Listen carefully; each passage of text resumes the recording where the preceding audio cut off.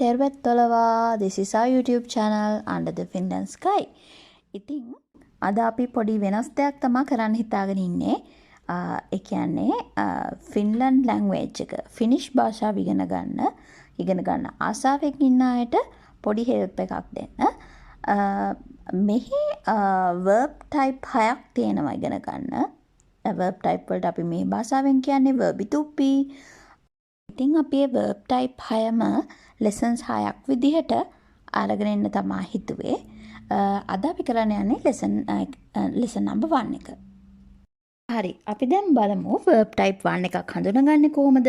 ඒ ක්‍රියාපදයේ සර්වනාමය එක්ක සම්බන්ධ කරන්නේ කොහොමද කියලා. හරි. අපි දැන් බලමු කොහොමද මේ verb type 1 එක හඳුනගන්නේ කියලා. ඒකට හරි සරල ක්‍රමයක් තමයි අපි භාවිතා කරන්නේ.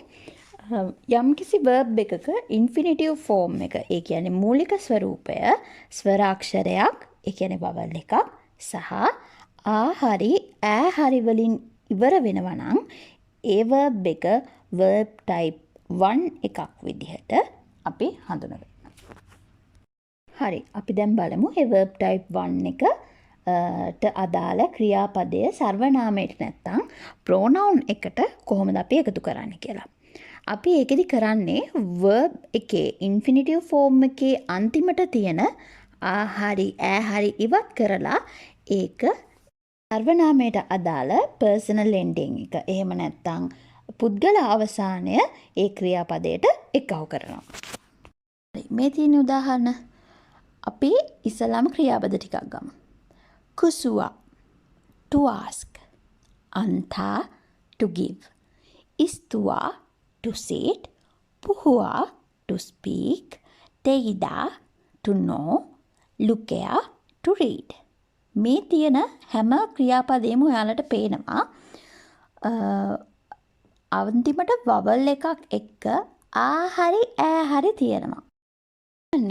මේක verb type 1 Verbityyppi uksi කියන ක්‍රියාපද ගණයට තමයි අයත් වෙන්නේ. හරි, අපි ඊළඟට බලමු ෆින්ලන්ඩ් භාෂාව වෙන සර්වනාම. ඒ කියන්නේ අපි ෆිනිෂ් වලින් කියන නම් ප්‍රොනොනිමිටි කොහොමද අඳුනගන්නේ කියලා මම පොඩ්ඩක් එක්ස්ප්ලেইন කරන්නම් ඔයාලට ඒ ගැන කොහොමද අයිඩියා එකක් ගන්න. මේ තියෙන විදිහට ඔයාලට පේනවා ඇති සිංහල භාෂාවේ අපි ගන්න ව්‍යාකරණ වල වගේම උත්තම පුරුෂ, මධ්‍යම පුරුෂ, ප්‍රථම පුරුෂ ඒක වචන බහුවචන කියලා වෙන් වෙනවා. උත්තම පුරුෂ ඒක වචනේ මිනා, ඒ කියන්නේ මම. උත්තම පුරුෂ බහුවචනය මේ, ඒ කියන්නේ අපි. මධ්‍යම පුරුෂ ඒක වචනය නුඹ, සිනා. බහුවචනය තේ, නුඹලා. ප්‍රථම පුරුෂ ඒක වචනය hän, සේ. hän කියලා කියන්නේ අපි ඇය සහ ඔහු දෙකටම hän කියලා භාවිතා වෙන්නේ. සේ කියලා කියන්නේ එය. මධ්‍යම පුරුෂ බහුවචනය they, ඒ කියන්නේ he, කියන්නේ ඔවුන් කියන එක. හරි, එහෙනම් අපි උදාහරණයක් අරගෙන බලමු කොහොමද අපි මේක ප්‍රායෝගිකව යොදාගන්නේ කියලා. ඒකත් එක්ක අපි බලමු personal heading එක කොහොමද අපි ක්‍රියාපදයට ඇඩ් කරන්නේ. ඒ ඇඩ් කරනකොට ක්‍රියාපදේ කොහොමද වෙනස් වෙන්නේ කියලා අපි ඊළඟ උදාහරණයෙන් බලමු. හරි, අපි මේ උදාහරණය ගමුකෝ. ඉස්තුවා කියන එකේ සිංහල තේරුම ඉඳ ගැනීම කියන එක. to sit කියන එක තමයි ඉංග්‍රීසි වලින්. දැන් මේකේ infinitive form එක ඉස්තුවා අන්තිමට u එකක් සහ a එකක් තියෙනවා ඔයාලට පේනවා ඇති. මේකේ body එක හැදෙන්නේ ඉස්තු කියන එකෙන්. ආ එකක් එකතු වෙලා තමයි ඉස්තුවා කියන infinitive form එක හැදෙන්නේ. එතකොට අපි මේක ක්‍රියාපදය අපි පුද්ගල අවසානයට අනුව වෙනස් කරනකොට ඒකේ ආ එක අයින් කරනවා මම ඔයාලට කලින් කියලා දුන්න විදිහටම. එතකොට අපි උදාහරණ ටික බලමුකෝ පල්ලෙහාන් තියෙන. මිනා ඉස්තුන්. එතකොට ආ එක අයින් කරා මිනා එකට අදාළ උපසර්ගය තමයි එන් කියන එක. එතකොට මිනා ඉස්තුන් වෙනවා. එතකොට සිනා ඉස්තුත් ඒකයින් ආ එක අයින් කරා සිනා කියන එකට අදාළ උපසර්ගය ති. එතකොට සිනා ඉස්තුත් වෙනවා. hän සේ ඉස්තු වෙනවා. මේකේ මම ඔයාලට කලින් කිව්වා මතක ඇති මේ hän හරි සේ හරි එනකොට අපි මතක තියාගන්න ඕනේ අන්තිමට එන vowels දෙකෙන් ආයක අයින් කරාට පස්සේ එන vowel එක ඩබල් කරන්න ඕනේ කියන එක. ඒක හොඳට මතක තියාගන්න. hän හරි සේ හරි එනකොට අන්තිම vowel එක ආයක අයින් කරාට පස්සේ ඒක ඩබල් කරන්න ඕනේ. එනකොට hän istu සේ istu විදිහට තමයි අපි ඒක කියන්නේ. මේ istumme මේ istumme වෙන්නේ ආයක අයින් කරා mma ඇඩ් කරනවා අපි ඒ වෙනුවට. එතකොට මේ istumme විදිහට තමයි ඒක වෙනස් වෙන්නේ. te istutte අන්තිමට ආයක අයින් කළා te te e තමයි අපි එකතු කරන්නේ. එතකොට මේ istutte වෙනවා. hän istuvat ආයක අයින් කරාට පස්සේ වත් කියන වචනේ වත් කියන එක තමයි අපි එකතු කරන්නේ. එතකොට he istuvat විදියට තමයි ඒක වෙනස් වෙන්නේ. පුවා කියන එක ගමුකෝ. පුවා කියලා කියන්නේ කතා කරනවා කියන එක. minä puhun කලින් විදියටම ආයක අයින් කරා එන්න එකක් එකතු කළා එතනට sinä puhut ආයක අයින් කරා t එකක් එකතු කරා hän se puhuu ආයක වෙනුවට ආයක අයින් කරා u එක ඩබල් කරා hän puhuu hän se puhuu ඊළඟට මේ puhumme ඒක අයින් කරා මේක එතනට එකතු කරා එතකොට මේ puhumme වෙනවා te puhutte he puhuvat මං හිතනවා ඔයාලට තේරෙනවා කියලා මම කියන එක. හරි. තව දෙයක් තියෙනවා ඉගෙන ගන්න. අපි ඒකට කියන්නේ KPT gradation එක කියලා. KPT gradation එක කියලා කියන්නේ Finnish language එකේ තියෙන consonant. ඒ කියන්නේ ව්‍යාජන අක්ෂරවල තියෙන යම්කිසි වෙනස් වීමක් සහ ඒක කොහොමද අපි Verbityyppi කියන අපේ verb type 1 කියන එකට සම්බන්ධ කරන්න කියන එක තමයි ඉගෙන ගන්න තියෙන්නේ ඊළඟට.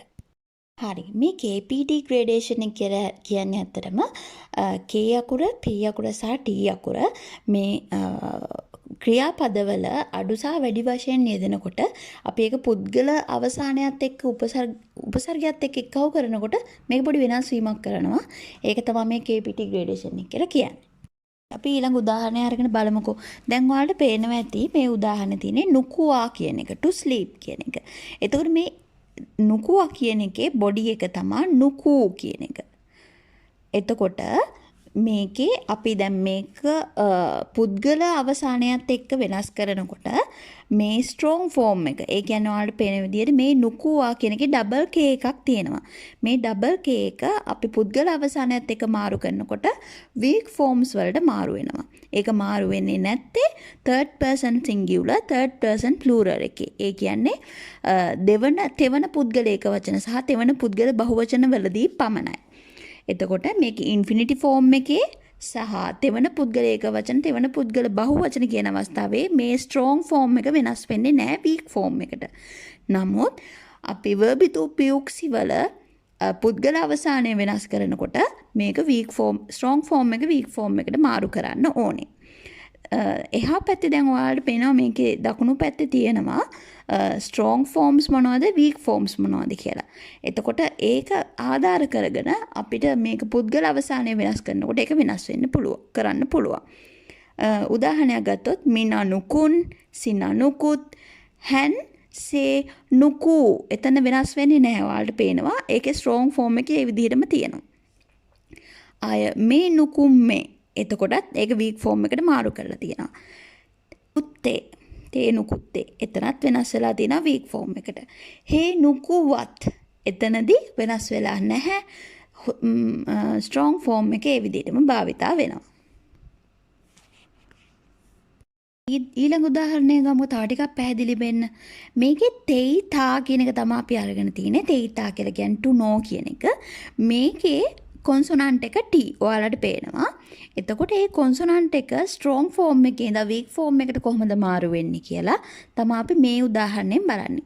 ඔයාලට දකුණු පැත්තේ තියෙන chart එක බැලුවම පේනවා මේ වහුවා ඒ කියන්නේ ස්ට්‍රෝං ෆෝම් එකේ T එකේ ඉඳන් හේයිකෝ වලට මාරු කරනකොට ඒ T එක D වලට කන්වර්ට් වෙනවා. එතකොට මිනතෙයිඩන් සිනතෙයිඩත් hän සේ තෙයිතා කලින් කිව්ව විදිහට ඒක third person singular එකක්. ඒ හින්දා ඒක වෙනස් වෙන්නේ නැහැ strong form එකෙන් weak form එකට. ඊළඟට we know කියන එක මේ they done මේ කියන එක. එතකොට ඒක change වෙනවා අය weak form එකට. they that ඒකත් change වෙලා තියෙන්නේ. he they තාවත් ඒක change වෙලා නැහැ. ඒක strong form එකේ ඒ විදිහටම තියෙනවා.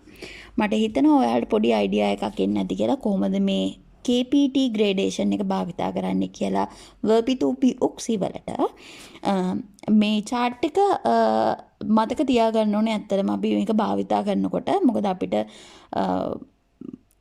වාක්‍යයක් හදනකොට කොහොමද මේ ක්‍රියාපද මේ විදිහට පුද්ගල අවසානයත් එක්ක එකහු කරන්න ඕනේ. එතකොට මේ KPT gradation එක ඇත්තටම මතක තියාගන්න ඕනේ. අපි ඉස්සරහට සෑහෙන වැදගත් වෙනවා. අදට පාඩම ඉවරයි. මං හිතනවා ඔයාලට මේක ප්‍රයෝජනවත් වෙන්න ඇති කියලා. අපිත් තාම ඉගෙන ගන්නවා. අපිත් ඉගෙන ගන්න ගමන් තමයි ඕගොල්ලන්ට මේක ප්‍රයෝජනයි කියලා හිතිච්ච හින්දා අපි මේක වීඩියෝ සීරීස් එකක් විදිහට ගේන්න කියලා හිතුවේ. අපිත් වැරදි වෙන්න පුළුවන්. මගේ ප්‍රොනවුන්සියේෂන්ස් වැරදි වෙන්න පුළුවන්. අපි කියලා තියෙන විදිහ වැරදි වෙන්න පුළුවන්. එහෙම මොන හරි ඔයාලා දන්නවනම් කමෙන්ට් එකක් දාන්න අපිට දැනගන්න. මං හිතනවා මේක කොහොමත් ඔයාලට ප්‍රයෝජනයක් වෙයි කියලා යම් තාක් දුරකට. එහෙනම් අපි ඊළඟ වීඩියෝ එකෙන් ආය හමු වෙමු. thank you මේ වීඩියෝ එක බැලුවට. එහෙනම් ආය හමු වෙමු. නහදන් මොයික්කා